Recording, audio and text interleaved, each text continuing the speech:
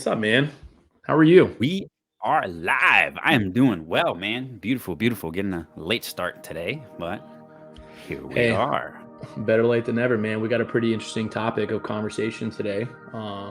Finally, in my opinion, something that I excel at, that I feel very comfortable in, but I still don't know how to discuss it,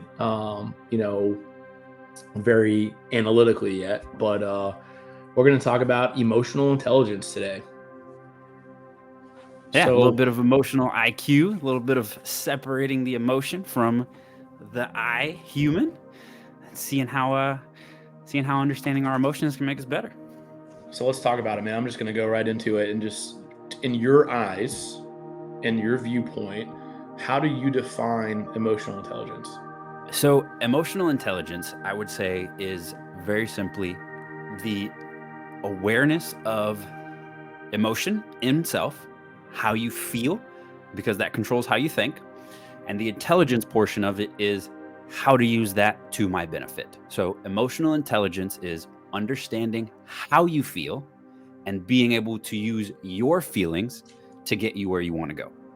Basically, that. Agreed. The only thing that I would add to that, from my perspective, because you hit the nail on the head, is the ability to handle interpersonal conversations and relationships, and adapt in that conversation or adapt in that relationship.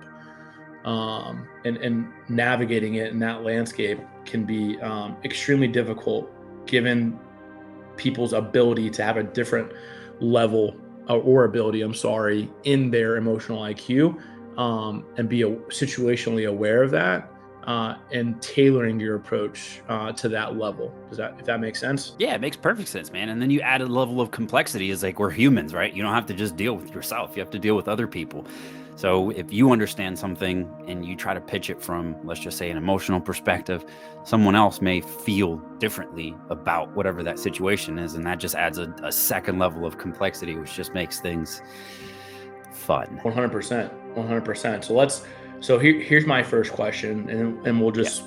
just go from there. Is emotional intelligence something that you're born with, or is it something that you develop? Everything is developed. We are born with nothing. We are born with the instinct to cry and look for food. That's basically it, right? So yeah, it's definitely developed, man. The people that go through more emotions, the people that feel more emotions, the people that have stronger desires, that have just more, are going to develop emotional intelligence significantly faster than people that don't go through them. So, the people that have parents, and we're going to talk about from a kid's perspective, just very simply, the kids that are allowed to dive into things and feel loss and feel happiness and feel whatever, they're not necessarily guided by their parents to, hey, you need to do this to lead to this result. The kids that experiment more with random things and feel more, they're gonna have a lot more emotional IQ than somebody else who's been guided or navigated through certain obstacles, right? It just like you have to fail, you have to succeed, you have to do everything to get that experience. And that's really the only way to do it. There's nothing that's handed, there's nothing that's like the talent is not a thing in my eyes. I really do think that it becomes skill after you do it. Okay. All right. So I completely agree with that. Let's break emotional intelligence up into three segments, though, right? So you've got Okay. cognitive, social, and you have empathetic concern. You just said it, and I can tell you a story, but when you look at your ability as a child and how you're raised in your environment, emotions, are dictated based on the environment that you're in. Mhm. Now, I would say that depending on how you're raised and how you're developed, and that's with parents, without parents, if you're in the streets, if you're not in the streets, if you're in a very sheltered lifestyle, um, where there's a lot of fences around you, I think there's a lot of things that can impact what level your emotions go to. But like, I look at myself, right? So I grew up in a very interesting lifestyle, being adopted, changing parents, not having parents for a little bit of time. I think that played a hand in my development when I was younger. And then I got new parents, for a little bit of time. And then I got new parents again because my parents who were adopted me were then divorced pretty quickly. And there was a lot of emotion on both sides. One scale was very high emotion, the other scale was lack of emotion. And then having a step parent. So there's a lot of roller coaster, so to speak, in my environment. So when I was younger, I was very emotional, very, very emotional, man, from a feeling internal and external perspective. And then as I developed, I got older and I became more aware of it. Then I went ditch to ditch in that conversation with Yeah. myself, an internal, trying to internally regulate and to remove all of those emotions because I felt like emotions made me vulnerable, right? So if you look at those three pieces of it, to me, cognitive is just recognizing. It's your brain's ability to recognize your emotional state and the emotional state of other people. Social is the ability to socialize with people on all scales and all walks of life and understand where they come from, why they've come from there, like what the end result is for that person, and being able to tailor conversation socially. And then empathetic concern or just empathy in general is the ability to care or love, right? And like you're a parent, I'm a parent, it's our ability to show true care, true love for whether it's our parents, whether it's our children, whether it's for a pet, or just a strong relationship in general, right? And when you look at, like, for example, I was completely aware of my emotions back then, and I could feel it. Like all of us have at least one of these. Yeah. Whether we're aware of it and use it is a different conversation, but we have one of these. And over time, that you develop into the next stage of it. And that's leveraging your ability to become aware, for example, of my self feelings or my emotion. The next piece of it is then trying to harness it, and then whether it's regulate, whether it's turning it off, is a totally different topic of conversation. Does that make sense? Yeah, absolutely. So for me as an individual, I have not been the most emotional human being, right? Throughout previous relationships, whether that be with friends, families, whatever, I've kind of been emotionally neutral to where I can go in, and it's not that I don't feel it, it's just external perspective of me is that I don't react too much to emotions. I don't have the same emotions. Like people don't necessarily feel that I react emotionally to things in whatever that situation is. Not that I don't feel it, but that's just other people's perception of me. For you, having stated that you were very emotional in the past, do you feel that that has served for your ability to like recognize where you are now, having had a lot of examples of different environments and different emotions? Do you feel like you're more apt to handle emotions now, given your past?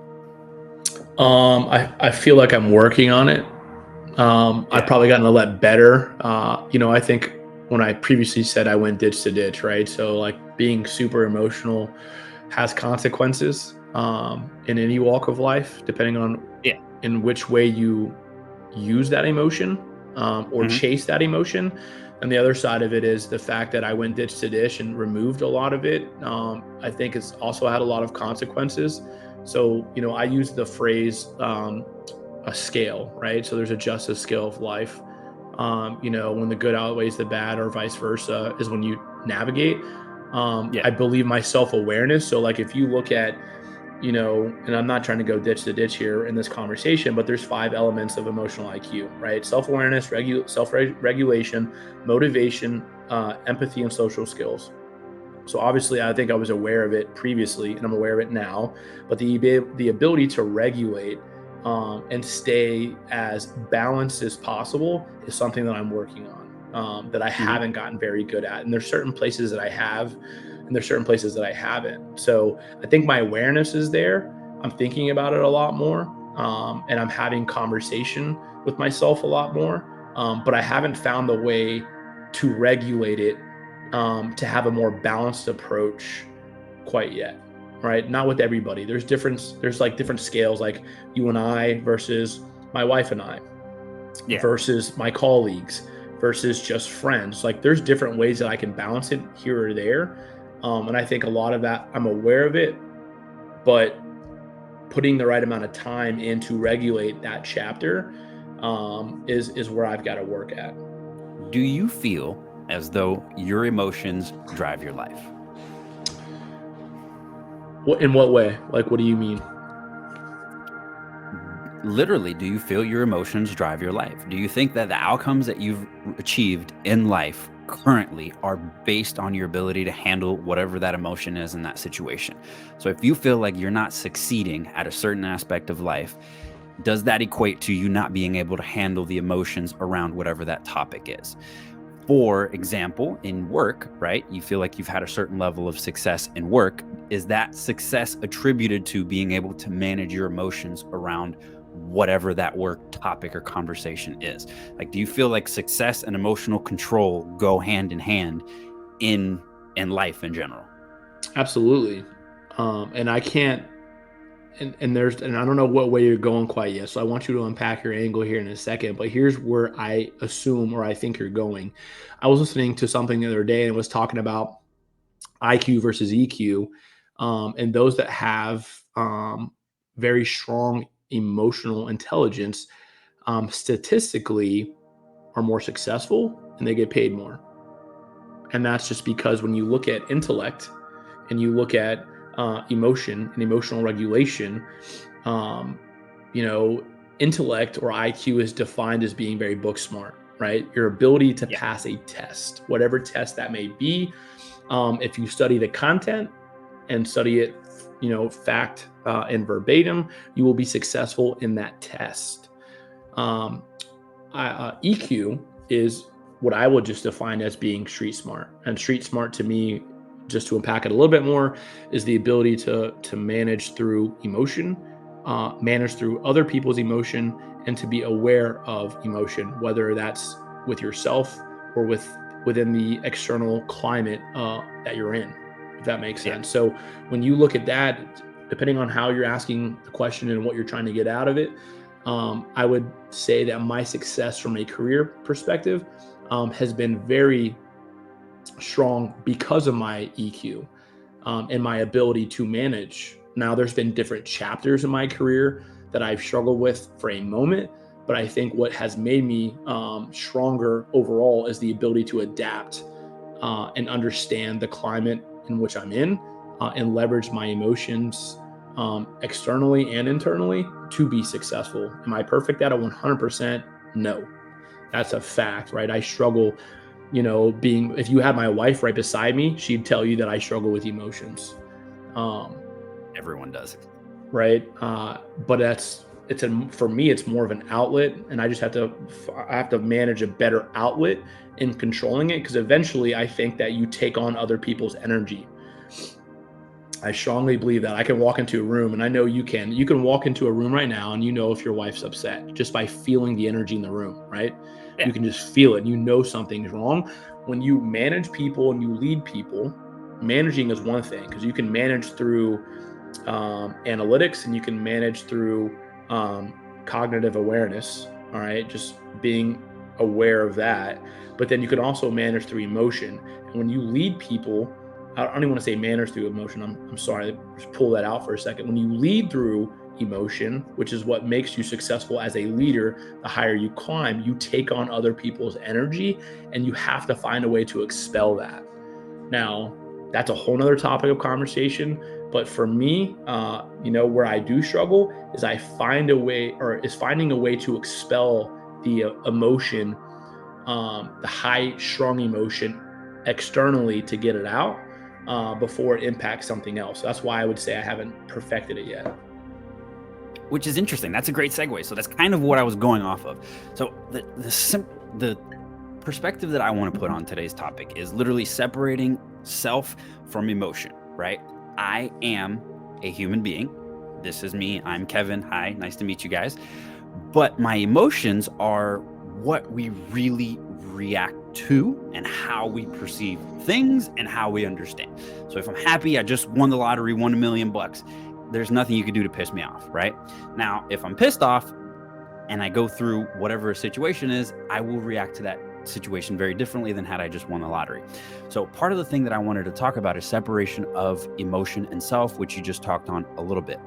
And the recent thing that's brought this into me is I am statements. I've been listening a lot, doing a lot of research about the conversations that we have with ourselves, within ourselves, in our brain. And the thing that's really interesting about that is me as a person who I mentioned earlier that externally has been perceived as a not emotional person.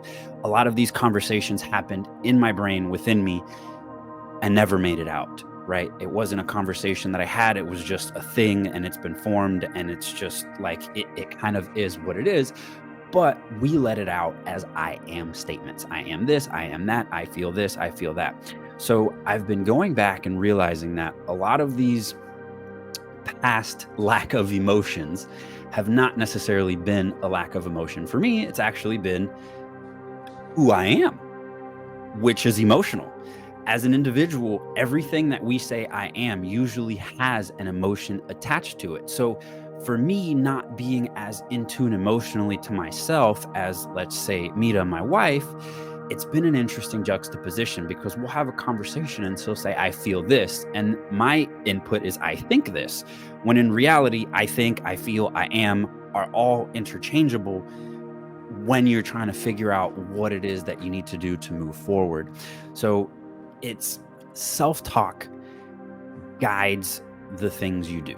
These are our emotions. For somebody that is like me, that I would say I am not very emotionally savvy, I would say that I do not have high emotional IQ. I can say that I have high emotional resilience, like I'm resistant to emotional change. But in terms of like IQ as a touchy-feely type person, that's not me. So I've had to try to break this down into that. And that's what I've come up with is really these I am statements. When I feel I am, that is my emotion. That's how I have had the ability to like distinguish, hey, this is problematic now, because I go through a conversation and I meet somebody and I say, hey, I am this. And then I go back and think about it. I'm like, holy shit, wait a minute. That's not the direction that I want to go. Right. So I've been able Hold to on. distinguish it from that perspective. Yeah. I have to ask why. Why, when you say I am, and maybe I misunderstood that statement, when you say I am or you recognize something, why is that not a direction that you want to travel? Because I now know that the direction that I want to travel. So I've had it over the course of the past, I didn't have directions or an outcome that I was looking to achieve, right? When you have an outcome or a specific desire, you have a goal, right? You're working towards that goal. Whenever you do something that doesn't lead towards that goal, it becomes a freaking scream in your brain that you're not doing the right thing. And it's hard to ignore it. Like there's certain people, for example, I don't know. Let's just say that there's a junkie that's out there that's hit rock bottom. That's like literally they lost all of their money. They lost everything. They hit rock bottom. And that rock bottom becomes the holy shit, I need to change right here, right now, or I'm going to die. Right.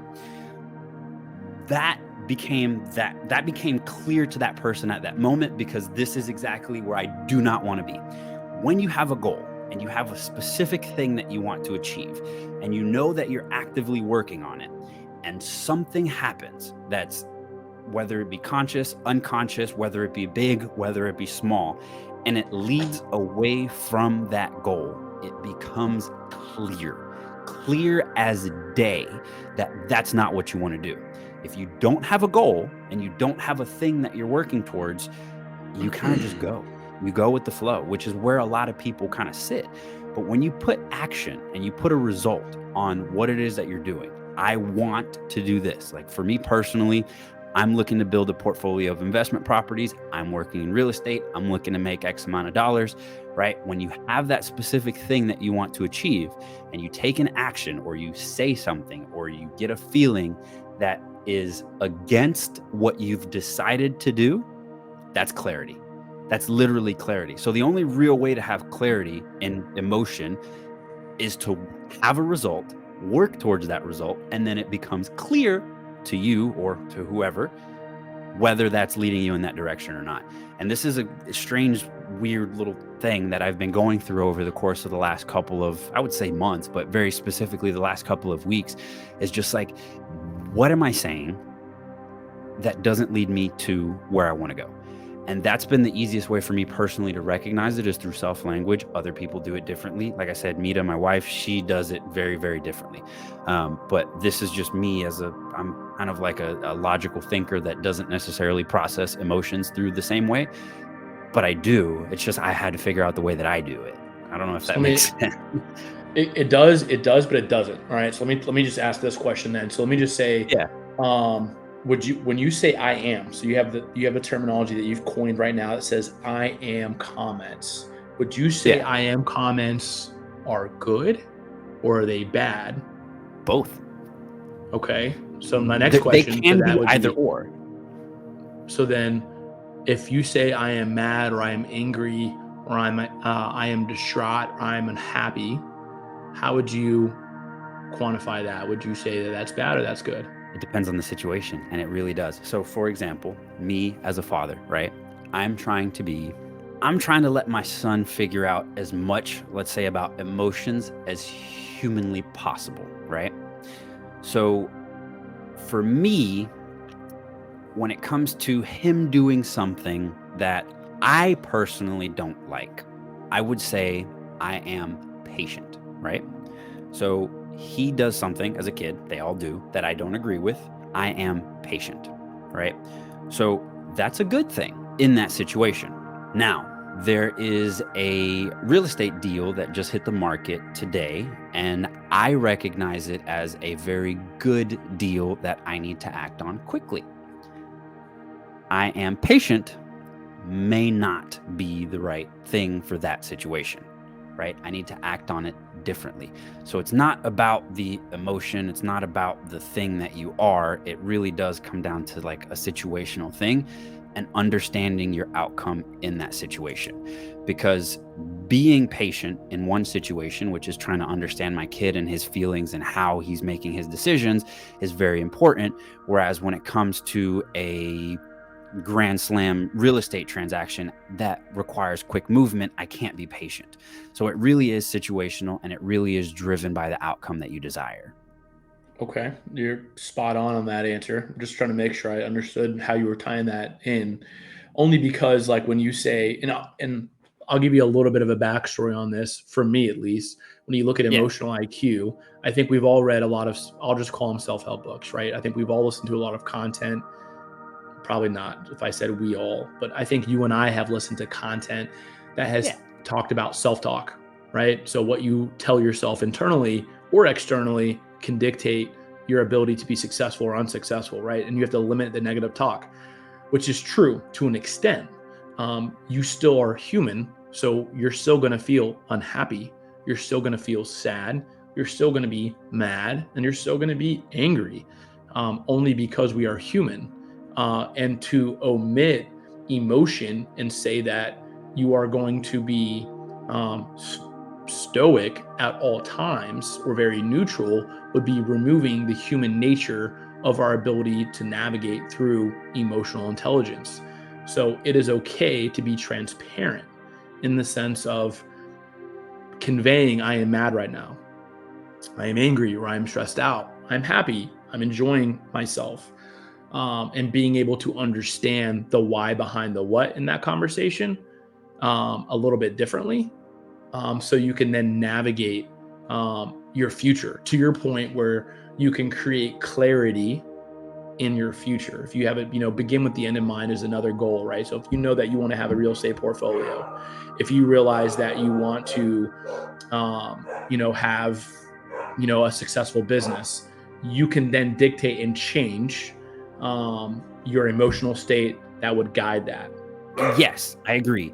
But there's one perspective that I would like to put a little different point on, and it is the fact that you can feel an emotion, but you are not that, right? We feel emotions. We are not emotions, right? As individuals, I have the ability to feel something and act differently, right? I can be angry, pissed off, and mad and smile. It's a physical possibility. Like I don't have to if I feel a certain way. So it's very interesting because disconnecting those two things outside of I am comments is a very cool trick because once I am angry, period, You tell yourself you're mad. You tell yourself that you're going to respond in an angry way to whatever it is because you're currently angry.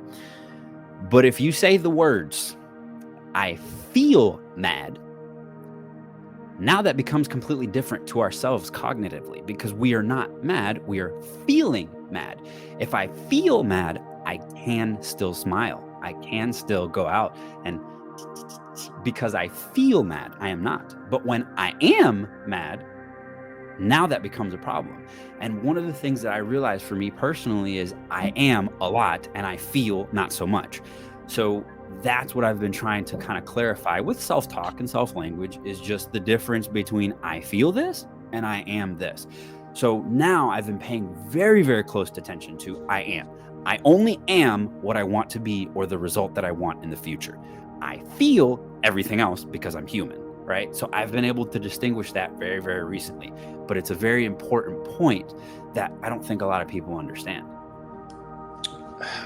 I think we understand it. I just don't think we're self-aware of it in that moment where you have the Yeah. ability to say, I feel angry. Like that's like those who can't separate, like I'm not gonna be rich, right?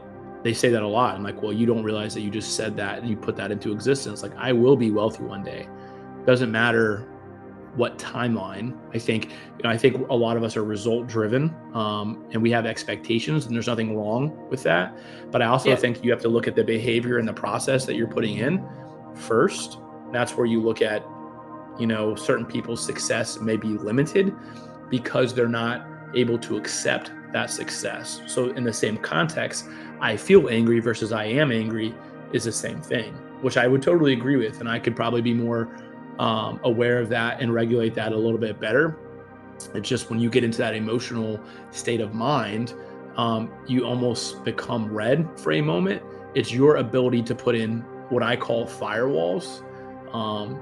Like, I've got to put a firewall in place so when I do become angry, I can find a way to, whether I meditate, whether I separate, whether I go work out, and Yeah. try to remove the emotional feeling in that moment so I can then separate and create transparency in that moment versus doing something emotional in that moment. If that makes any sense at all. Yeah. Now we're interacting with two people, right? You're feeling a certain way. You're having a conversation, a work conversation. You've had a shitty day. You've had a shitty morning. I don't know. Something happened. It's raining outside. From the social perspective of emotional IQ that we were speaking of, one of the things that I struggle with that I think you're probably better at than I am is the social aspect of it. I'm still starting to figure out like my internal emotions and how I feel, which I think you've, based on the conversation that we had a little bit earlier, have had some chance to process and are working on and maybe a little bit more ahead than I am. When it comes to the social perspective, dealing with other people and dealing with other people's emotions, what does that look like to you, right? When you're interacting with people on a day-to-day basis, you're not like processing that there's somebody else that's an emotional being in front of you, right? How does that look like? How does that play out in life? We touched on it loosely throughout this conversation, but like there's been defined, and not defined by me, but just defined by people who study emotional intelligence, 4 keys to understanding. Number 1 is perception, number 2 is reasoning, number 3 is understanding, and number 4 is managing. For me personally, the 2 things that I look at hardcore would be understanding. So when I have a conversation with somebody, whether it's positive, negative, or neutral, the first thing that typically pops in my mind is to understand why they are doing or feel the way they do. And I'm not perfect at it at all times. Sometimes I can navigate the conversation right off the rip and I can see it.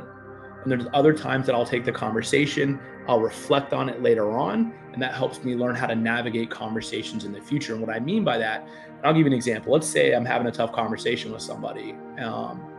I'm trying to, while they're talking to me, and this is probably terrible because you have to understand. So in order to understand, you have to listen. Yeah. But you start to see things so repetitively with people and how they act that you can kind of already see where the conversation is going to go. So what I'm trying to understand and through the conversation is where they're coming from, in the sense of if they are very negative or act out a certain type of way. I'm trying to connect the dots backwards to see where it went wrong for them. So when I'm asking them questions, and I get to know them through, most of the time, it's not through this one conversation, but it's through leading them over time, as I'm trying to understand the type of environment they were in previously. For example, if they had a bad work-life experience at a prior employer, with a manager, that's going to create trust issues, right? And this is no different in a personal relationship than it is with a professional relationship. So if this person is acting out towards conflict, and you're trying to resolve said conflict, something happened in their previous employer or prior in their life that has made them act on the defense in this conversation. Now, there are two types of people: those who are self aware and those who are not self aware, right? So if they're self aware, they're traditionally able to regulate their emotions, and navigate the emotions to understand that, hey, this is not the same environment that I was in previously. So maybe I shouldn't treat the individual that same way. If they're not self aware, they're going to play more defense and they're going to protect themselves. And they're going to put up firewalls in order to not be impacted in the future. Again, both personally and professionally. So, what I'm trying to do is I'm trying to find that one moment where it went wrong for them and break that moment down, A, to them, but B, it gives me a really strong understanding of why that person acts the way they do, so I can heal that for them. And in a leadership world, there's a lot of broken trust. There's a lot of bad leaders out there, and there's always that corny quote: people don't leave organizations, they leave leaders. So when you look at people, and you can figure out that breach of trust and where it went wrong, you can find a way to heal it. You're not going to heal that moment for them, but you're going to prove to them afterwards how you can repair that going forward. Now, whether that fixes that individual for the rest of their career, whether it's with the same organization that you work for or without it in a different environment, is up to them. That goes back to their self-awareness. But in that moment, I can now understand. I can see how they perceive, and that's where that quote to me, where perception's reality, whether that's true or not, is subjective, and there's a lot of argument on that whole quote. But for me, that's how I lead. I can see why somebody feels that way, and sometimes it can take a little bit longer to understand. But that's where I can separate. And I've always said I don't want to be the smartest person in the room. I never will be the smartest person in the room, and I've accepted that. I'm okay with that. When it comes to intellect and it comes to being book smart, it's not me. But from an emotional perspective, where I excel is I can feel the emotion, I can read that emotion, and I can harness it. I think that it's to my detriment as well, because I take in that emotion and I have no way to expel that. And that was what we were talking about previously. But I Yeah. can remove it from somebody else for that timeline. And it may take me a year, it may take me 3 days, it could take me 6 months. But I think when you look at the four keys to understanding, for me, the two, and I'll just repeat it one more time, is perception, being able to understand the other points of view and being extremely aware of it, and then understanding the why behind that perception, and being able to repair that. This is one that I don't have full understanding of. So you kind of went over the social aspect of the emotional IQ. How is that different from the empathetic portion of it, right? So, from what you just said, the social emotional IQ is having an ability to understand and recognize what other people are feeling and then navigate their emotions through your conversation. Empathy, to me personally, is the same thing, except feeling it, right? You're able to feel the same way that they do about the same situation, even though you're not in it. That's how I understand it, right? So, how would you explain the difference between the social emotional IQ and the empathetic aspect of the emotional IQ? Because me personally, like, I don't understand it to the same level that you do, and I need a little bit of clarity on the difference between those two. So by social is defined as your ability to socialize emotion and to understand emotion. And it's not just your ability to communicate verbally, but how you understand nonverbal communication, how you're able to read the room, how you're able to read the energy. And I use an example frequently is that from a leadership perspective, I have created the ability and harness the ability to what I call check the temperature of the building or the climate that I'm in. So if I come by to you all the time and I say, "Hey, Kevin, how are you?" You're going to answer relatively the same way for the most time. What I memorize over time is how your answers differ and how the difference in your answers tells me your ability, or not your ability, but your emotional state. Mm-hmm. Now, whether you give me your emotional state and you're able to tell me and you're transparent, and that goes back to that I am conversation. That's where I was asking those questions about why is I am good or bad, is that is your way of non-verbally telling me that I am or I am not okay. I am happy, I am neutral, I am sad, or I'm angry. That is social.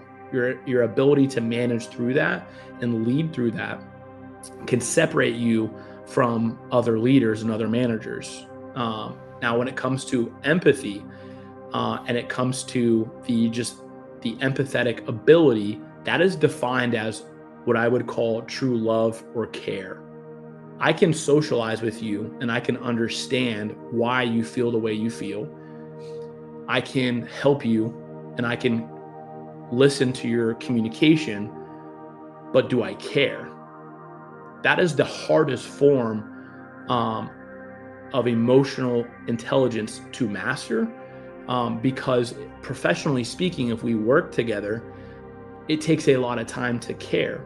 Now, for example, if you have a child, your love for that child will be very quick. You have your heart is drawn to that child or that relationship that you build and you have fostered throughout time. Now, from conception to birth, there's going to be a love. Now, what is can be different is the mother's ability of empathy, care, and love is a lot stronger than the father's because the mother bears that child. It's inside of them and it grows, and they are literally feeding that child. So that a Yeah. mother's love is much faster and is much stronger, whereas a father, it is built over time. No matter what you say, of course, you love your child. You're happy that the child is being born. You've got a relationship, and a lot of that relationship and bonding comes from the mother over time, and you grow and you facilitate that. So take that and transfer that to somebody that you work with or that you're friends with.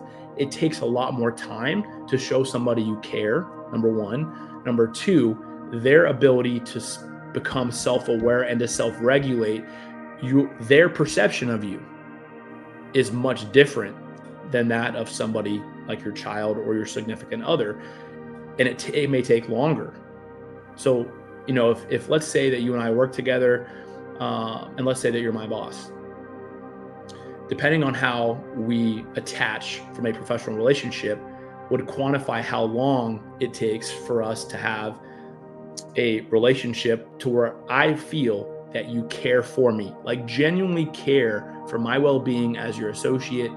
No matter how hard you try, if you lack the ability from a social perspective to show me that you care for me genuinely, meanwhile still performance manage me, um, then it's going to take longer for us to build a relationship.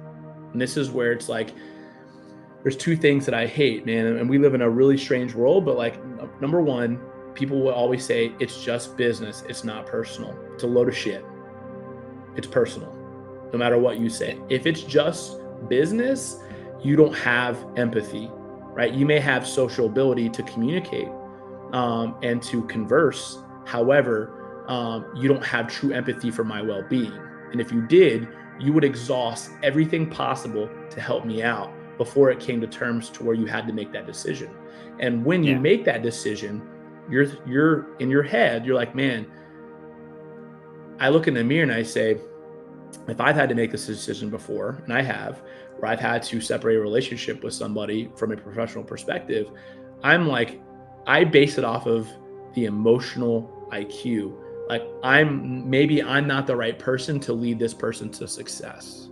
And that is probably the hardest thing of being a leader is that you have to make a decision, and you're making that decision based on your skill set and your experience to tell the other person that you're not the right person for them to lead them. And that's extremely tough. But I've had people who I've, you know, had to let go of, and years later they've come back to me and said that was the best decision for me, because they worked for the right place, for the right environment, or they were able to then become self-aware. And that's almost like that near-death experience that we were talking about before this podcast. Was like, if you have a near-death experience, you'll change your life. And why does it take a near-death experience to alter the course of your life?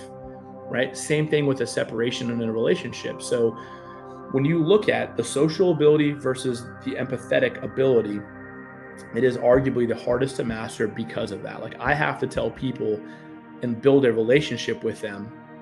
And let's say I manage 20 different people who all have 20 different personalities. Some will gravitate towards me much faster than others, and that's okay. There's nothing wrong with that. It's very hard to me emotionally to, like, man, I just want to help this person out. I genuinely just want to help them out. I genuinely want them to be successful and have a better quality of life. But the other person's not receiving it that way. And there's no reasoning for that. And they just don't perceive it that way. And they don't understand it that way. And that's extremely tough, because you're trying to ensure that you're being genuine and authentic, and organic in those conversations. But if the other person doesn't choose to accept it that way, um, as a leader, that's extremely tough. And that can often be seen as being disingenuine, and having a lack of empathy. No, that makes perfect sense. And then I can also see why I'm not necessarily the best at the empathy portion of it, because a lot of the times I just, as a person, don't really give a shit. So, Listen, there's a place to funny. be, there's a place to have both of them. It also depends on the Yeah. career that you're in, right? And there's a Yeah. time where you have to let go, because some people are never going to see it the way you see it. And it's not necessarily saying the way you see it is accurate, but I would say that there's not a transparent conversation that's taking place. And most people mistake transparency versus being blunt. Like, transparency should be a back and Yeah. forth conversation about how you feel in that current moment, and finding a way to seek clarity in those feelings amongst both parties. Or being blunt is just throwing up with how you feel without any regard, to how that may sound, or what the consequences of that statement may be. So, I mean, listen, man, being a leader is probably one of the only things that, like, you're gonna fail at, and you're gonna fail at thousands of times. And the other part of being a leader and the emotional IQ that you have to go through in those conversations is that you're going to constantly fail, and you're going to constantly have a drain on your emotional intelligence, and you're going to have to find a way to channel that, uh, and go back to the drawing board over and over and over again. Where when you look at IQ, it's right or wrong. You're either right, you had the right answer to the test, or you have the wrong answer to the test. The test sheet is different with every person. That's funny.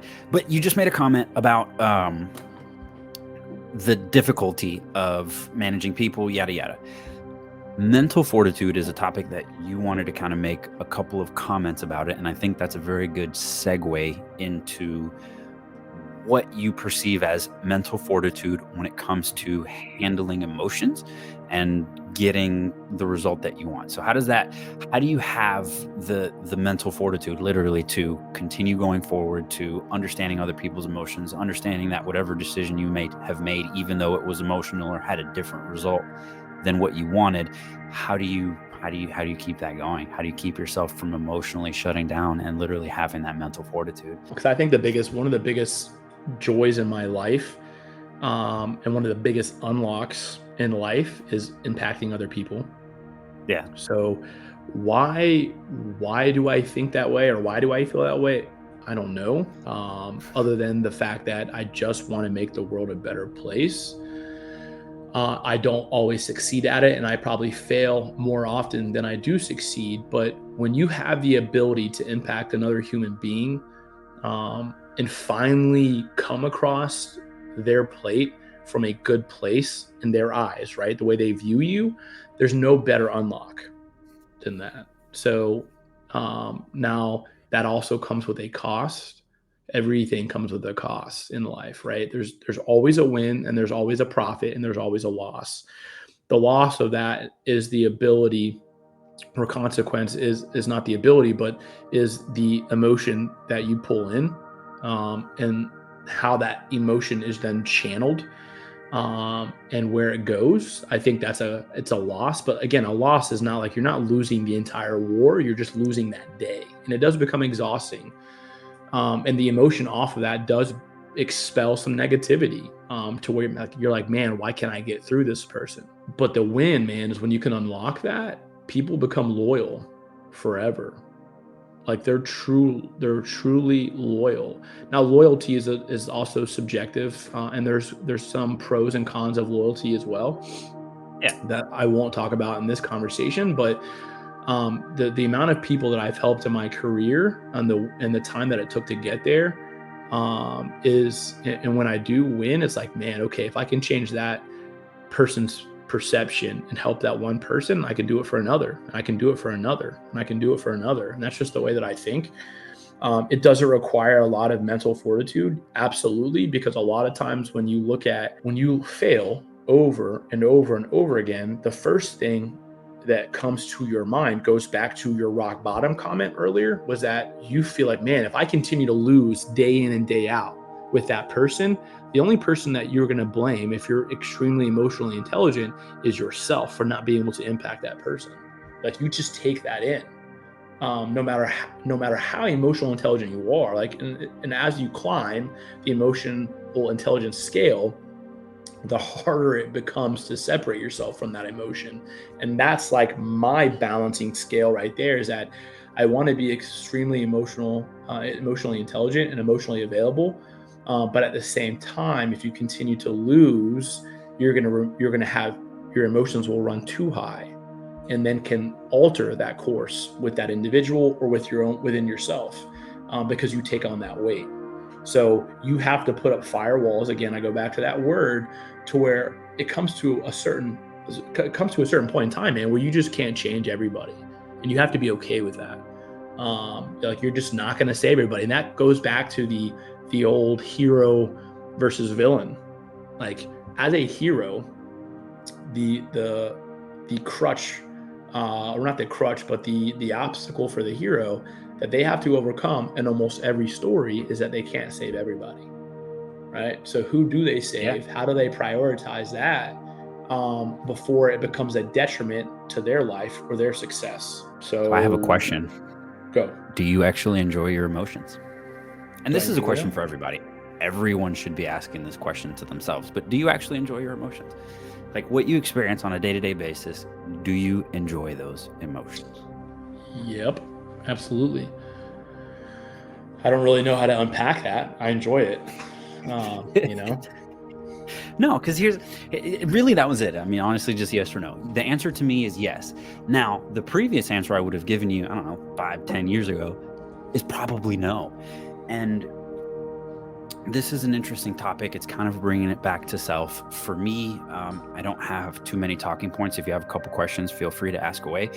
But for me, this understanding your emotions, understanding how they interact with them, there's a level of clarity that I've had over the last little bit of time. And that is very simply, how are your emotions? Like, who are you? When you talk to somebody, those I am statements, those become very clear. From a self perspective, just sitting alone in a room, like, do I enjoy my emotions on a day to day basis? And the answer to that has always more progressively been more and more yes, whereas in the past it hasn't. And this is for other people out there, is you don't have to be at that rock bottom like we talked about earlier to sit back and go, holy shit, what am I doing? From an emotional perspective, our body reacts with emotions. Those may be programmed, you may not know what they are, but you do know and have a level of understanding of, is that what you want? So recently, I've been asking myself that question a lot. Do I enjoy my emotions? Do I enjoy what I'm feeling right now? What's causing those feelings and how am I getting there? Having that ability to self-recognize and know that I don't have to be at rock bottom to question anything. Like literally, it can be, how do I feel right now at this very moment? Do I want to feel this way? How can I feel differently if the answer is no? Or what am I doing if the answer is yes? And how can I reproduce that in another aspect of my life? And it's come down to, is this what I want? Why do I want it?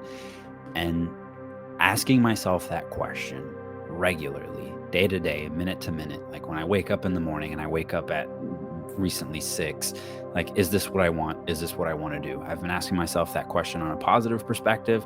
When I go to the gym, how do I feel? Is this what I want? Is this what I want to do? When I'm at work, is this what I want? Is this what I want to do? When I'm doing video editing, making these podcasts, like, is this what I want? Is this what I want to do? And I've been asking myself this question literally all day, every day. And when the answer to that question is not something that I like, I'm actively working to change it. We have the ability to not hit rock bottom and still make drastic change. You don't have to be at rock bottom. You just have to have a certain level of dissatisfaction. Understanding those emotions are difficult. Processing the fact that that is something that you may not be happy with is very difficult. But once you get to the point of identifying what you want in life, understanding that your emotions, your thoughts, your I ams are going to get you where you're going to go, asking yourself truly, humbly, from the bottom of your heart, are you happy? Are you satisfied? If what you're chasing is happiness, are you that?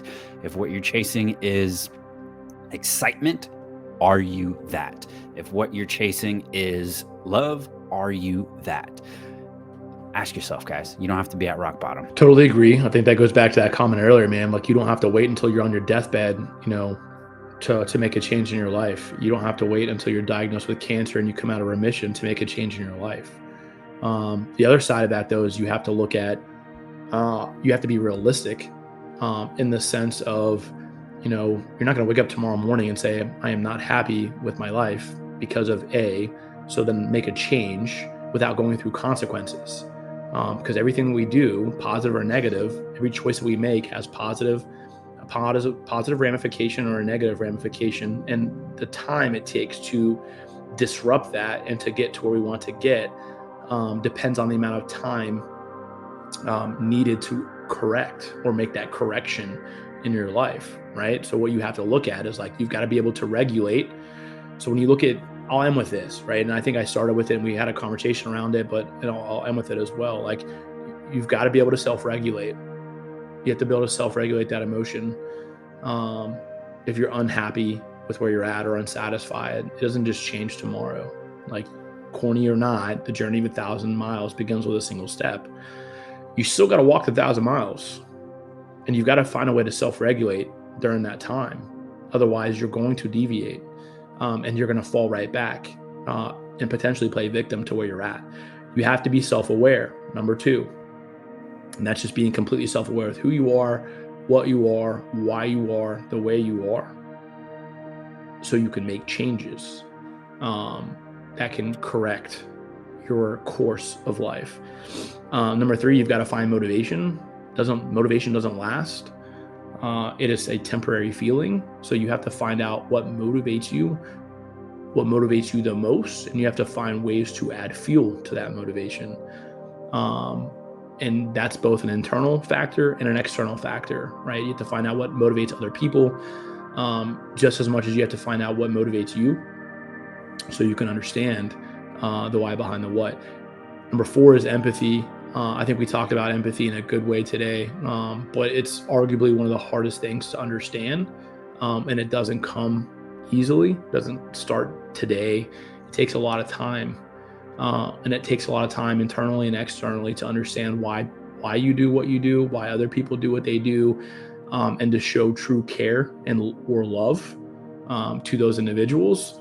And then lastly, which you could probably numerically order these differently, but the ability to have social awareness through everything that you're going through and that you're discussing, will allow you to learn how to navigate, regulate, motivate, and stay self-aware, and to have empathy through whether you're leading people, befriending people, and working with people. So if you can start there and then start the conversation with yourself with just those 5 topics of conversation and understand your why behind the what, then that should help you figure out other people's why behind their what. That's all I got, man. Damn. Yeah. So emotions. Don't trust them motherfuckers. All right, my friends. Until next time. Yeah. See you guys.